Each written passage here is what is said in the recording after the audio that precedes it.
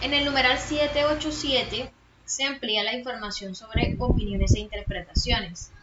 Recordemos que en el numeral anterior, declaraciones de conformidad, explicábamos que yo declaro conformidad cuando digo cumple o no cumple, sencillamente. Para emitir opiniones e interpretaciones o para identificar cuándo se emite una opinión e interpretación, es el ejemplo más fácil que les puedo dar. Es cuando nosotros nos hacemos unos exámenes de laboratorio, nos hacemos unos exámenes de sangre, por ejemplo, y nos dice, la hemoglobina la tiene en de tanto, 14, en 13, en 9, en 10, listo. Los leucocitos los tiene en 200.000, por ejemplo, y el límite de referencia o el límite normal nos los colocan ahí al lado y nos dicen normal entre 500.000 y 600.000. Y resulta que nosotros nos dieron como resultado mucho menos, o sea, no sé, 200.000, por ejemplo. Entonces nosotros le llevamos ese resultado al médico que nos va a hacer la valoración y nos dice, usted tiene los leucocitos demasiado bajos en comparación de los niveles normales. Usted es diagnosticado o padece una enfermedad que se llama leucopenia. Vamos a revisar de qué tipo de leucopenia tienen, si es una leucopenia leve, si es una leucopenia moderada, y vamos a revisar la morfología de sus glóbulos blancos. Listo, perfecto. El médico ya le dijo, tiene leucopenia leve o moderada o lo que sea, pero le dijo, tiene leucopenia. El médico ya dio una interpretación a ese resultado que usted le llevó de esos exámenes que se hizo. Entonces, eso es un ejemplo súper claro. Ese es un ejemplo súper claro de lo que es emitir una opinión e interpretación. O sea, en la declaración de conformidad, digo simplemente cumple o no cumple. Pero en la opinión e interpretación asocio ese resultado y le busco una interpretación a ese resultado y emito opiniones sobre ese resultado. Entonces, son muy parecidas, de pronto tienden a generar confusión, pero debemos tener en cuenta que son realmente muy diferentes. Están asociadas, pero no son lo mismo. La norma nos dice para el tema de opiniones e interpretaciones que cuando se expresan opiniones e interpretaciones, el laboratorio debe asegurarse de que solo el personal autorizado para expresar opiniones e interpretaciones libere una declaración de estas. O sea que el laboratorio debe documentar la base sobre la cual se han emitido opiniones e interpretaciones. Asimismo, las opiniones e interpretaciones expresadas en los informes se deben basar en los resultados obtenidos del ítem de ensayo o calibrado y se deben identificar claramente como tales.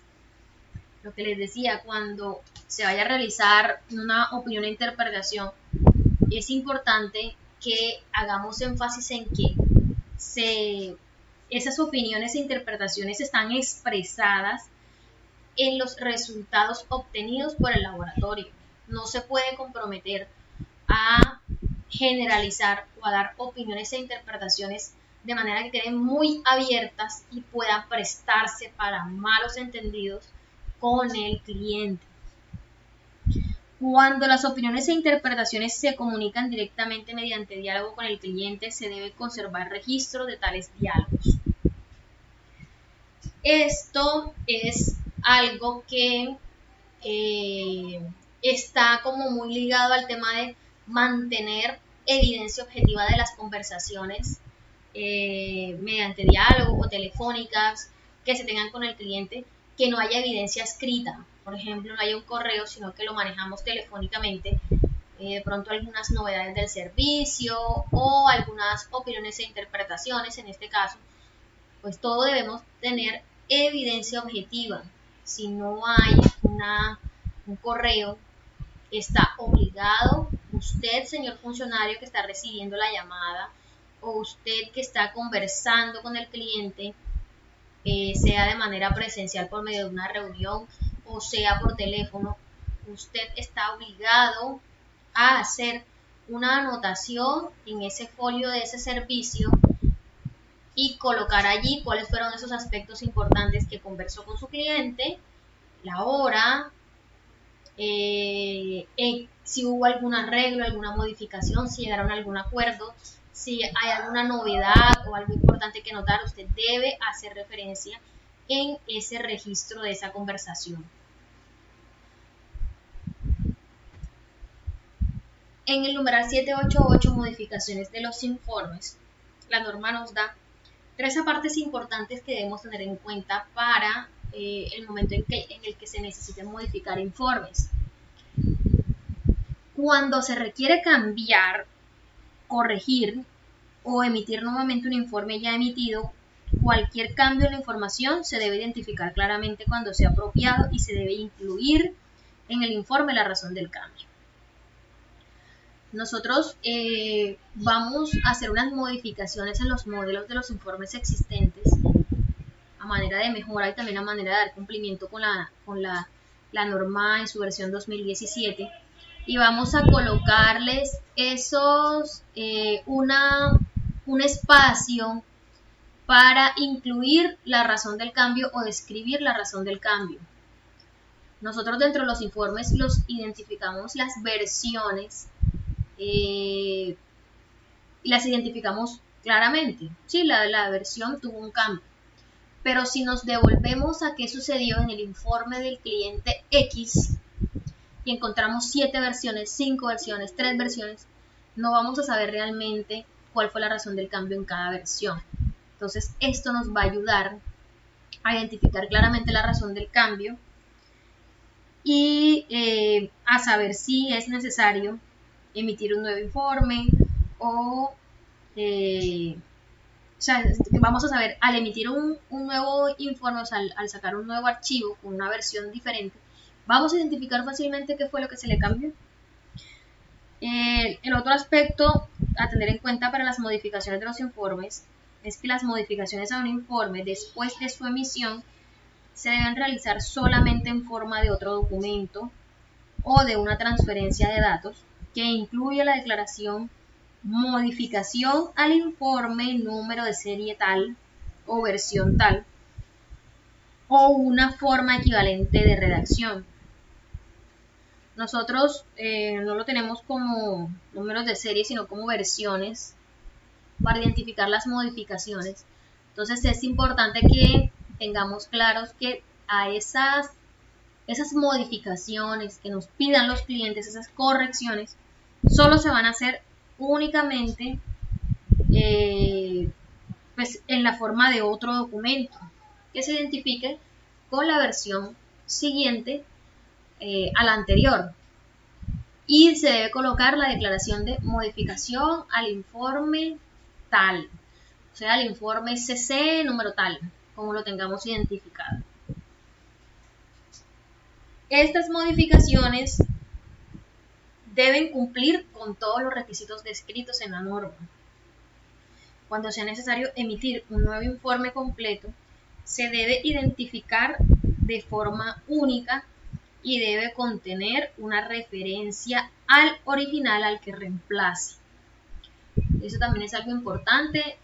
Van a ser unos cambios importantes que van a tener nuestros modelos de informes en esta etapa de transición. Hablemos un poco de las quejas. El numeral 7.9 de la norma nos trae cómo vamos a trabajar, cómo vamos a administrar, cómo vamos a tratar las quejas de nuestros clientes. Nos dice que el laboratorio debe contar con un proceso documental Recordemos que la norma nos pide documentar cómo vamos a administrar o cómo vamos a hacer con esas quejas cuando se nos presenten, cómo las vamos a recibir, cómo las vamos a evaluar y tomar decisiones acerca de las quejas. Debe estar disponible una descripción del proceso de tratamiento de quejas para cuando lo solicite cualquier parte interesada. Al recibir la queja, el laboratorio debe confirmar si dicha queja se relaciona con las actividades del laboratorio, de las actividades de las que es responsable, y en caso de afirmativo, tratarlas. El laboratorio debe ser responsable de todas las decisiones y de todos los niveles del proceso del tratamiento de la queja. Es importante que nosotros tengamos en cuenta que no todo lo que llega como queja es realmente una queja.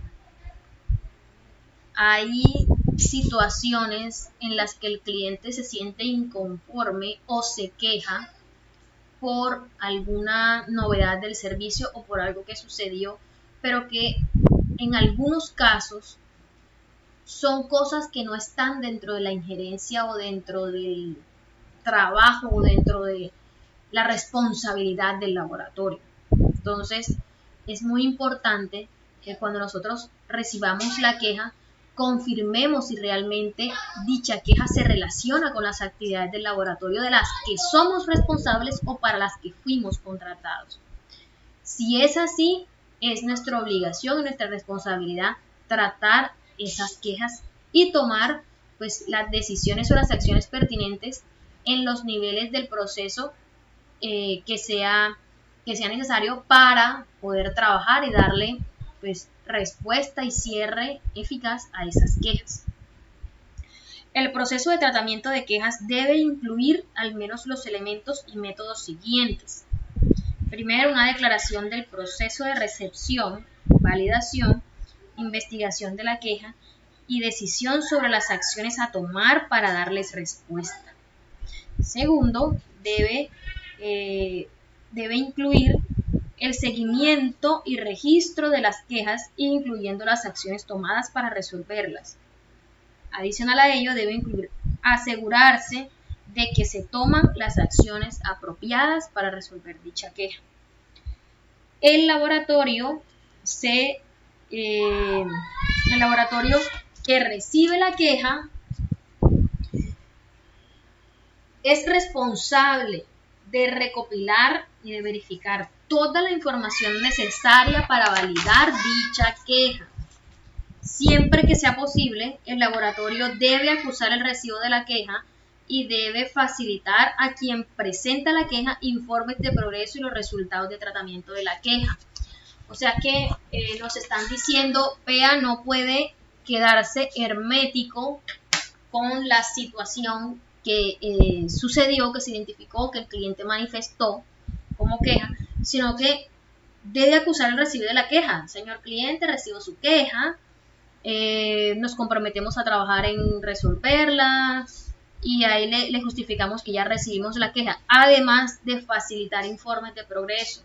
Señor cliente, tomamos acciones para resolver su queja, esto, y decir, pues darle como una información del tratamiento de la queja que interpuso el cliente. Los resultados que se comuniquen los resultados que se comuniquen a quien presenta la queja deben tenerse en cuenta como varios roles o varias actividades que debe tenerse en cuenta, que debe estar revisado por y aprobado por. Estas personas que estén firmándose como revisado y aprobado son personas que no pueden estar involucradas directamente con la parte o la actividad del laboratorio en donde se originó la queja. Eso es muy importante, porque entonces muy probablemente puede haber sesgo, puede haber conflictos de intereses, puede haber conflictos de imparcialidad como nos dice la norma en su versión 2017, que ya no nos habla de conflictos de intereses, sino de imparcialidad, de riesgos a la imparcialidad. Entonces no va a presentarse el tratamiento o el seguimiento de la queja como transparente o como imparcial y objetivo frente al cliente. Siempre que sea posible, el laboratorio puede notificar formalmente a quien presente la queja el cierre del tratamiento de la queja. O sea, cuando ya cerramos, es importante notificar al cliente el cierre de la queja para cerrar, como quien dice, el ciclo, cerrar el proceso y que el cliente sepa que fue respondido, atendido y que su queja fue cerrada de la manera X como se haya trabajado el proceso. Numeral 710. Trabajo no conforme. Recordemos que esto no es nuevo. Esto ya lo veníamos trabajando en la norma en su versión anterior. Lo que le conocíamos o lo que a veces llamamos como trabajos o servicios no conformes, la norma nos los trae en la versión 2017 en el numeral 710 como trabajo no conforme. En este numeral la norma nos dice que el laboratorio debe contar con un procedimiento que se debe implementar cuando cualquier aspecto de sus actividades de laboratorio o de los resultados de este no cumplan con sus propios procedimientos o con los requisitos acordados con el cliente. Por ejemplo, que el equipamiento o las condiciones ambientales que están fuera de los límites especificados, los resultados del seguimiento no cumplen con los criterios especificados. Por ejemplo, cuando tenemos equipos fuera de servicio, debemos abrir o levantar o iniciar un tratamiento de trabajo no conforme. Primero la norma nos dice, documente su procedimiento. Pero también nos dice, asegúrese que su procedimiento tenga incluido los aspectos que listamos en su pantalla. Primero, que estén definidos las responsabilidades y las autoridades para la gestión del trabajo no conforme. Asegúrese que las acciones, incluyendo la detención o la repetición del trabajo y la retención de los informes, según sea necesario el caso, se basen en los niveles de riesgo establecidos por el laboratorio. Asegúrese que haga una evaluación de la importancia del trabajo no conforme, incluyendo un análisis del impacto sobre los resultados previos. Asegúrese que se tome una decisión sobre la aceptabilidad del trabajo no conforme. Asegúrese cuando sea necesario que se notifique al cliente y se anule el trabajo. Asegúrese que se defina la responsabilidad para autorizar la reanudación del trabajo. Recordemos que nosotros ya veníamos trabajando con un proceso documentado para los trabajos o servicios no conformes. Nosotros identificamos un servicio no conforme en cualquier parte del proceso. Es importante tener en cuenta que la norma acá nos está diciendo defina las responsabilidades y las autoridades para la gestión del trabajo no conforme, pero también es importante que en la organización todos tengamos las competencias y la autoridad, las responsabilidades para gestionar los trabajos no conformes identificados. ¿Qué quiero decir con eso? Que si en el laboratorio un analista evidencia que hay una desviación, un incumplimiento de un procedimiento interno de la organización y que esto amerita el levantar o el documentar un trabajo no conforme, ese analista sepa el camino, la dirección que debe tomar para documentar su trabajo no conforme. Recordemos también de que esa persona no va a documentar y llevar el proceso hasta el final.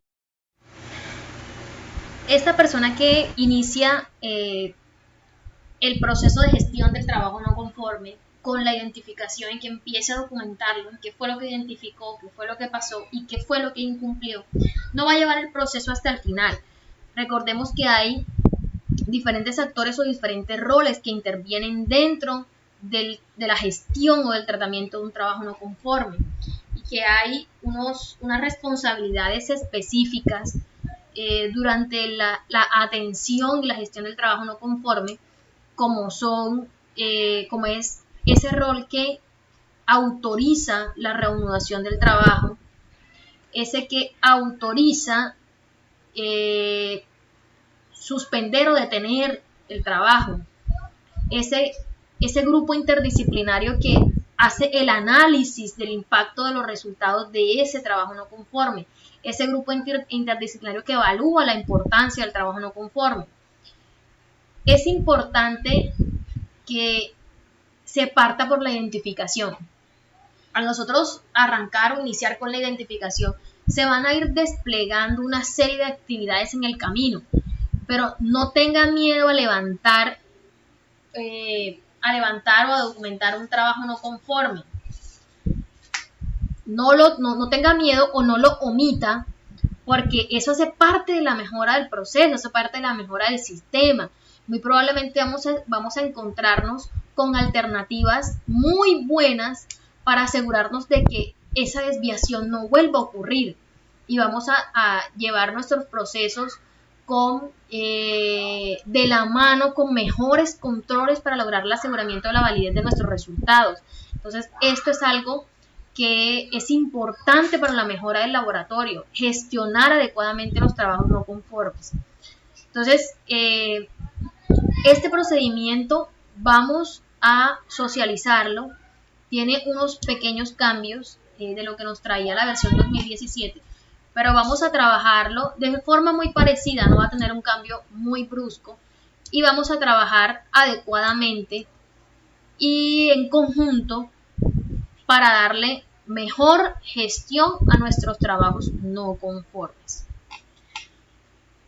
Cuando el laboratorio identifica un trabajo no conforme, es muy importante que se tenga definido claramente el rol de quién puede detener el trabajo no conforme y quién puede autorizar la reanudación de ese trabajo en el caso que se hayan detenido las operaciones por darle gestión a este trabajo no conforme.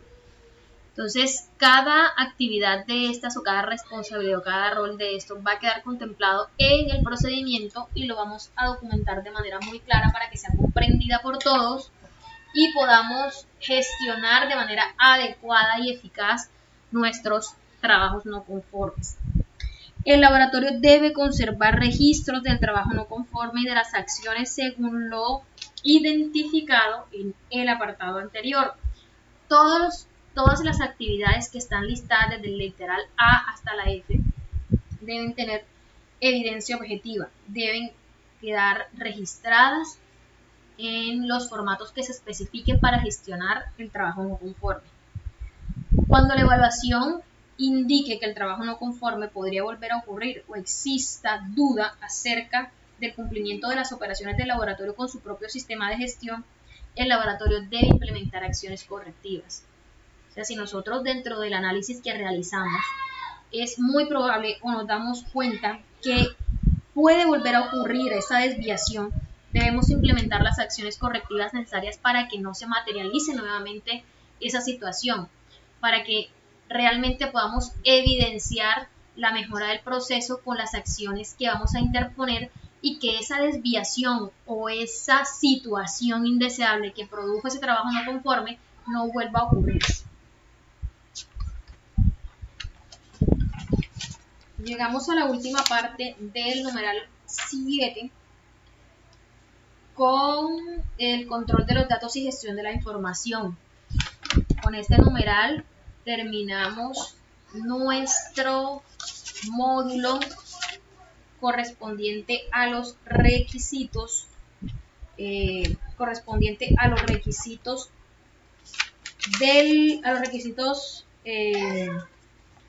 proceso que estábamos hablando en todo este módulo. En este numeral 711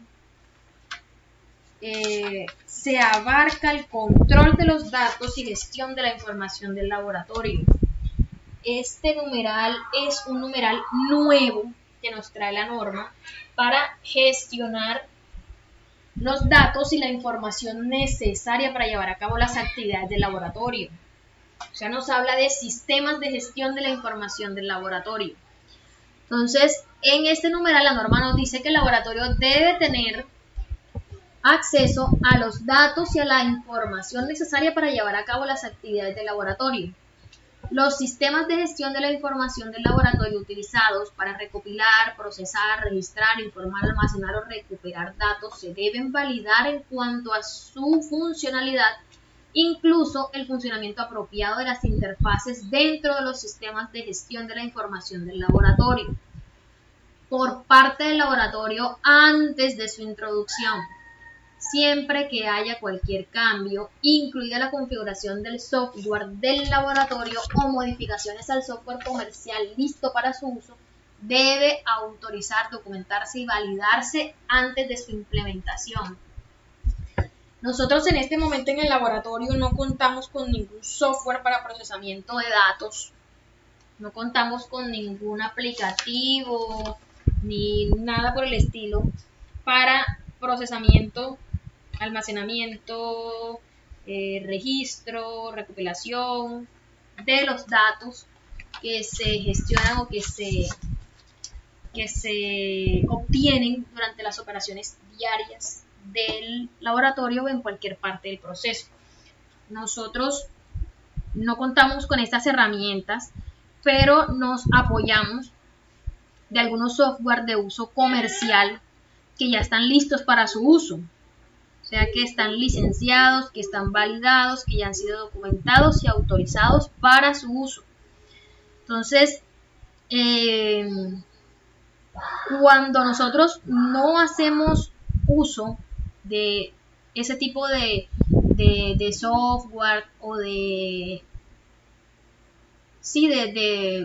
como de bases de datos para procesamiento de información, cuando no nos han diseñado ningún tipo de aplicativo ni de herramienta para el procesamiento de los datos, pues nosotros hacemos uso de las herramientas que tenemos al alcance. En este caso, el laboratorio en general en la organización trabajamos mucho haciendo uso de este software comercial como es Microsoft Excel.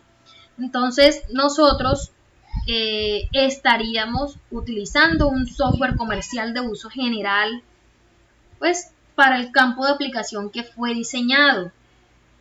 Con esto ya nosotros no estaríamos dentro de esa condición de que debemos autorizar, documentar y validar dicho software antes de su implementación. Nosotros ya estamos contando con un software que fue validado, documentado y autorizado para su uso, porque es un software de uso comercial y no estamos cambiando o alterando o modificando como tal el uso o la operación de dicho software. Entonces, se entiende que ya por ser un software de uso comercial que no está siendo alterado, ese software está completamente o suficientemente validado para su uso. ¿Qué sí podemos hacer? ¿Qué sí podemos continuar haciendo? La buena práctica de la verificación o de la validación de las fórmulas o de la rectificación de cómo estoy construyendo mis fórmulas en Excel para asegurarme de que los datos que estoy tomando, las celdas que estoy tomando y las operaciones matemáticas, los signos de agrupación que estoy utilizando, la forma como estoy proyectando mi fórmula o mi condicional es la que me va a permitir llegar al dato que necesito o al dato esperado. Entonces continuaremos y le daremos mucho más fuerza al tema de la verificación de las hojas de cálculo antes de su emisión. Pero en este numeral, para nosotros como tal no nos cambia mucho la operación con la que veníamos trabajando, porque no tenemos software ni aplicativos especiales o especializados para la operación del laboratorio. Entonces seguiremos trabajando prácticamente igual, pero con algunas mejoras. El sistema de gestión de la información del laboratorio debe estar protegido contra el acceso no autorizado, debe estar salvaguardado contra manipulación indebida y pérdida, ser operado en un ambiente que cumpla con las especificaciones del proveedor o del laboratorio en el caso de sistemas no informáticos, que proporcione condiciones que salvaguarden la exactitud del registro y de transcripciones manuales. Debe ser mantenido de manera que se asegure la integridad de los datos y de la información. Y debe incluir el registro de los fallos del sistema y el registro de las acciones inmediatas correctivas apropiadas. En este literal de incluir un registro de fallos del sistema, esa información la vamos a adicionar en lo que nosotros antiguamente o hacíamos normalmente para validar las hojas de cálculo antes de sacar esos formatos al uso. Entonces, el formato que se diseñó para validación de sistemas de gestión de la información tiene incluido una parte para registro de fallos o para desviaciones como tal de esas que evidenciemos en esas verificaciones de las hojas de cálculo. ¿Para qué nos va a servir? Nos va a servir como información de entrada que de pronto evidenciemos algún error cuando revisemos una hoja de cálculo, cuando revisemos una fórmula, un condicional. Vamos a tener muy en cuenta esos errores anteriores que hemos evidenciado en las verificaciones o en las validaciones de esas hojas o ese tipo de formatos, para no volverlos a ocurrir, para que no vuelvan a ocurrir, o de pronto para estar un poco más pendientes de asegurarnos que no se vuelvan a presentar. Cuando los sistemas de gestión de la información del laboratorio se gestionan y mantienen fuera del sitio o por medio de un proveedor externo, el laboratorio debe asegurarse que el proveedor o administrador del sistema cumple con todos los requisitos aplicables a este documento. Esto es importante porque generalmente nosotros no siempre tenemos el control, el dominio de los sistemas de gestión de la información que podamos tener en el laboratorio. Generalmente nos apoyamos con proveedores externos que nos administran o nos proveen de ese tipo de soluciones informáticas o de ese tipo de soluciones tecnológicas que nos sirven de apoyo para nuestro sistema de gestión de la información. Entonces es muy importante que nos aseguremos de que ese proveedor externo puede cumplir con los requisitos aplicables a la norma en cuanto al numeral 711. El laboratorio debe asegurarse de que las instrucciones, manuales y datos de referencia pertinentes al sistema de gestión de la información del laboratorio estén fácilmente disponibles para el personal. Lo que decíamos, que haya instructivos, manuales, datos de referencia y que sean fácilmente consultables por el personal que necesite realizar o que necesite tener información de cómo manipular o cómo ingresar o cómo revisar información. O sea, depende del rol que tenga o las responsabilidades que tenga dentro de la organización, pues que haya, si hay manuales instructivos o datos de referencia para el uso de esos software o de esos sistemas de gestión de la información, que puedan ser fácilmente consultables por las personas que lo requieran. Otra última cosita sería que los cálculos y transferencias de datos se deben comprobar de una manera apropiada y sistemática. Lo que decíamos ahorita, debemos buscar la forma. Nosotros no tenemos software, pero podemos revisar que de manera apropiada, que el formato que vamos a poner en uso, que el formato que pretendemos poner a disposición para facilitarnos una operación y para registrar algunos datos de operación técnica que nos sirvan para nuestro proceso, es importante que estemos seguros o que comprobemos de la manera apropiada que va a estar realmente, que está realmente bien diseñado, que está realmente bien montado y que las fórmulas o la forma como estoy planteando mi registro, mi formato, está realmente bien y no me va a generar datos erróneos, no me va a calcular datos erróneos por de pronto haber ocurrido o incurrido en algunos errores al momento de proyectar las fórmulas. Entonces, la norma nos dice, comprueben de manera apropiada. Listo, comprobamos de manera apropiada. Pronto en el caso de que sean sistemas de gestión de información de otro tipo o más elaborados, software y algo así, ya ellos tendrán una forma desde el punto de vista de soluciones informáticas para asegurarse de manera apropiada, para comprobarlos de manera apropiada como nos pide la norma. Compañeros, con este numeral 7.11.6 llegamos al final de nuestro módulo de requisitos del proceso, el módulo más largo de nuestro curso de reconocimiento de la ISO IEC 17025 en su versión 2017.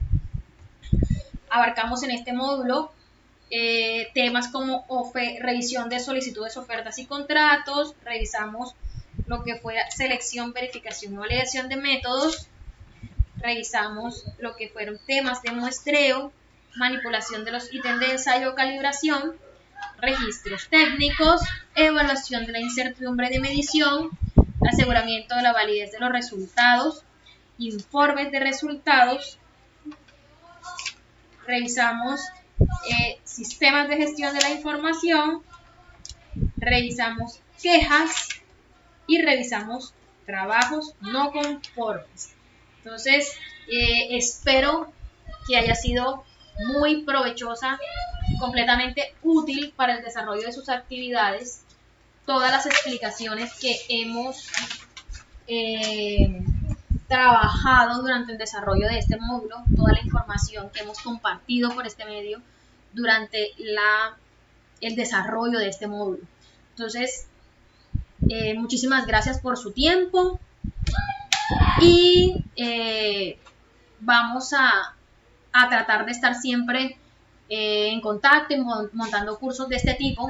Vamos a compartirles un módulo particular para lo que es el tema de regla de decisiones, para ampliar un poco más este tema, porque no es de explicación de 5 minutos, es un tema mucho más profundo que vamos a trabajar, a dedicarle el tiempo necesario para que todos comprendamos y todos participemos del levantamiento y de la documentación como tal de nuestra regla de decisiones.